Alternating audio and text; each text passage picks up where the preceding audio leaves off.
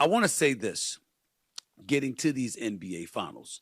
Changing scenery meant absolutely nothing to the Dallas Mavericks. They trailed by 21, by the way, before ultimately succumbing to the Boston Celtics 106-99.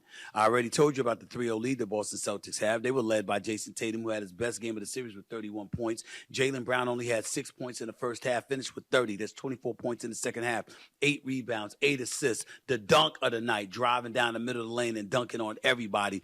Plus, he was harassing Luka Doncic all night long. As for Dallas, Kyrie Irving showed up, finally, leading the Mavs with 35 points, shooting 4 of 6 from three-point range. This is after he went 0 for 8 from three-point range in the first 2 games of this series.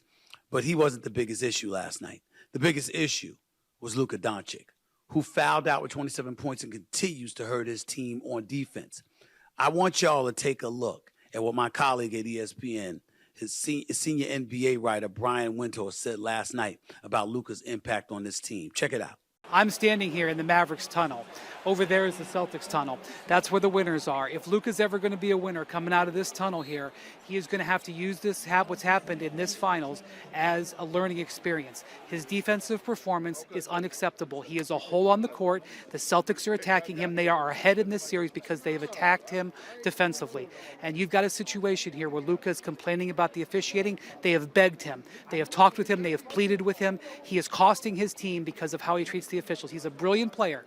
He does so many things well. They are here because of how he did. His performance in this game is unacceptable and the reason why the Mavericks are not going to win. He's got to get over this. And the fact that he came out after the game and blamed the officials showed me he's nowhere close yet.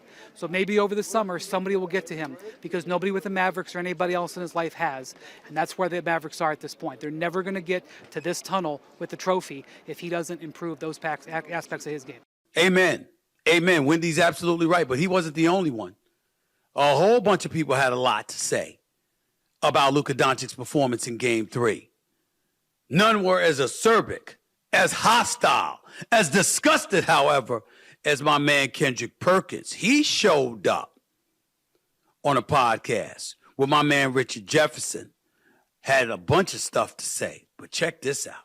Luka fucked off the game. He drained his team emotionally.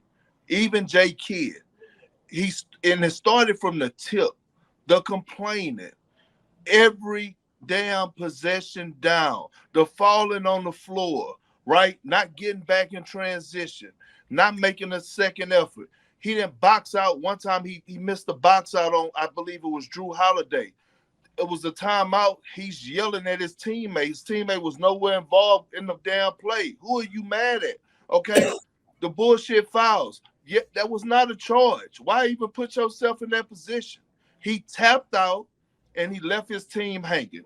By far, the worst performance I've seen for Luka in the playoffs.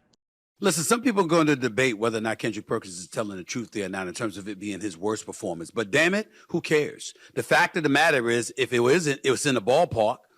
Luka, it was unimpressive. But I think a lot of people are missing the boat to some degree. You've got people talking about him complaining and crying and whining to the referees. Totally, totally true. Luka put himself in that position because guess what? The third foul that he picked up, you know, when he was frustrated, he didn't get a call under his own basket. I mean, basically, that put you in a foolish position because you were reaching just out of frustration. Then there was another time you were reaching for Pritchard, you know, and you had no business doing that. So there was 2 fouls, his third and fourth fouls that he picked up that made absolutely positively no sense whatsoever. So you're not thinking about the position that you put your teammates in, your coaches in, et cetera, et cetera. That was jacked up. No question about it. Kendrick Perkins isn't wrong there. Clearly too much whining, too much bitching, all of that stuff. That's on Luka. No doubt about it. Okay? Here's my biggest issue with Luka. And then basically also people talking about his defense. His defense was horrible. Horrible. I mean, Joe Mazzulla, who's doing a hell of a job, by the way, hell of a job. We can talk about Ime Udoka like I do, thinking about how good he was and how Boston would be in this position with Ime Udoka. But give Joe Mazzulla a lot of credit. This man has done a hell of a job, and he's proven to be one hell of a coach. And he's about to win a championship. You can't talk about Joe Mazzulla, man, in anything but a positive way. But having said all of that, you look at Hauser, who he brings off the bench. This dude comes out there, ain't known as a player at all, purely a shooter. Everybody and their grandmama knows it. And What they did was they made sure, if you're the boy Dallas Mavericks, well, let's put Luka on them because Luka don't want to guard nobody any damn way. So let's put Luka on this brother. What does Luka do? He got his head turned. He's taken for granted. The guy's a shooter. That's the only reason he's in there. He's a shooter.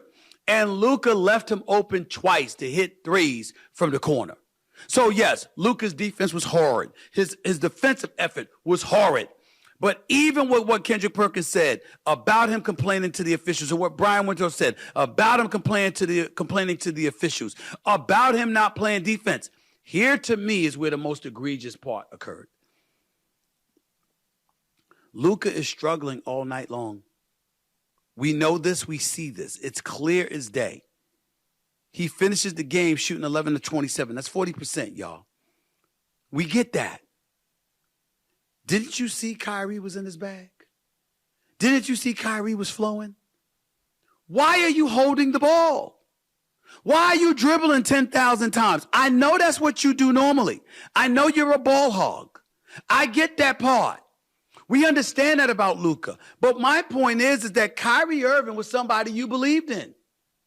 You should believe in, even though he showed up. And really didn't show up in games 1 and 2. Kyrie came out aggressive, looking for a shot, attacking the basket. The brother went from going 0 for 8 from three-point range in the first 2 games to sitting up there and hitting 4 of 6 from three-point range yesterday, including a couple of, I think it was 3 in the first half. He's in his bag, especially in the second half when Boston goes up 21 because Tatum and Brown is putting on the show, and Boston's ball movement is big time. Their spacing is great. Their effort on the defensive end of the floor, their ability to switch, everything. I mean, you got to sit up there and see this. It was impressive. But Kyrie is getting to his spots, and he's getting to the hole at will. And on top of it all, he's getting to the free throw line. Why are you holding the freaking ball, Luka? Give up the damn ball. Luka didn't do that. He was forcing the issue, and he was building his own frustration. And Boston played right into his hands because you know what they did? See, ladies and gentlemen, here's the thing. When you are a spectacular offensive talent, here's what happens to you sometimes. If you struggle defensively, teams don't only pick on you defensively because they know they can take advantage of you. They also pick on you defensively in hopes that it will frustrate you. It'll get you more agitated and anxious to produce on the offensive side of the ball. Then you force the issue. You alienate your teammates because you turn them into spectators. As a result, more pressure mounts to you, and you don't necessarily answer the call. And then you end up looking like Luka looked in Game 3 last night. That's what happened. That's what happened. Now, there were other things that happened.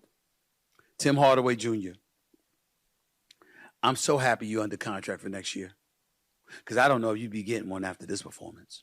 19 minutes, not a point, not a damn point. Tim Hardaway Jr. was so bad, he didn't even register a foul.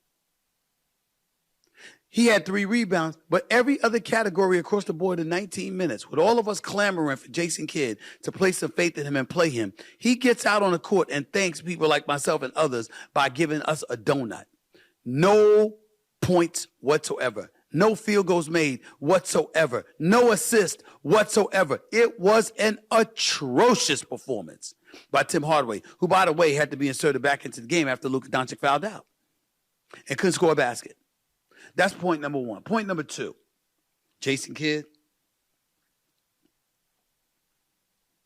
Clearly, whatever words he's given to Luka Doncic ain't being heard. You got to contain this brother, get him under control. You got to remind him that what he's doing is selfish and it hurts the team. And prioritize or get him to prioritize doing that. He clearly hasn't done that. He hasn't gotten through to Luka because Luka was acting like a damn brat last night. Jason Tatum was getting fouled. Jason Tatum wasn't getting calls. Neither was Jaylen Brown. They'd say something to the ref, but then they turn around and hustle back on defense. Luka Doncic would lay on the floor and put the Dallas Mavericks defense in a 4-on-5 situation. Boston would drain another 3. And what did Boston end up shooting from three-point range on this particular night? Because we got to look at all of this stuff right here. Boston shot 17 of 46. 17 of 46. Both Tatum and Derek White hit 4 3-pointers. Brown and Horford hit 2. Sam Hauser hit 3, pretty much all on Luka. Series is over. Dallas made a nice run. We didn't expect them to get this far, but they ultimately did, and they deserved their props. But in the end, what do you say? This is what it is. This is what it is.